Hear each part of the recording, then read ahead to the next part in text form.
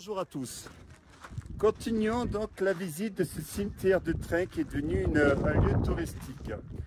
Ce cimetière de train est à l'origine quand la compagnie bolivienne, parce que je suis en Bolivie, a réuni la totalité de ces trains dans le solar du côté de Huingui.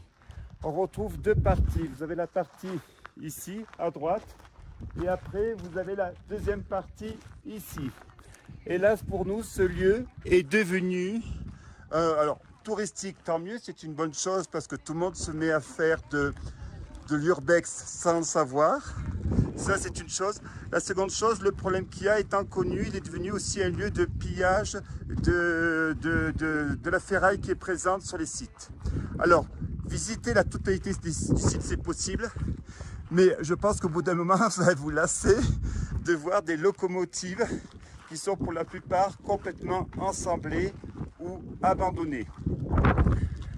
Alors ce qui est intéressant, c'est que le désert ici, surtout la présence de sel, préserve d'une manière, si je puis dire, intacte la totalité de ces locomotives.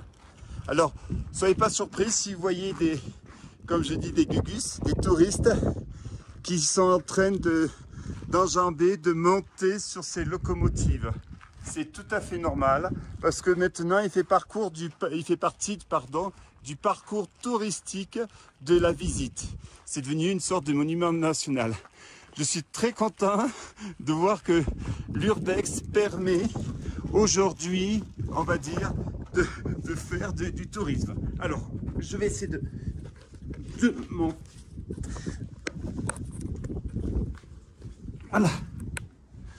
monter dans une locomotive où on peut s'aventurer à rentrer, ce qui n'est pas très intéressant en soi,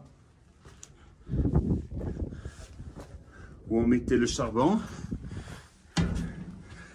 l'avant de la locomotive et ici les côtés. Alors comme je disais, là, vous voyez bien ici ce que je vous disais, où ça a été au chalumeau, on est venu voler hélas de la ferraille. On continue la visite.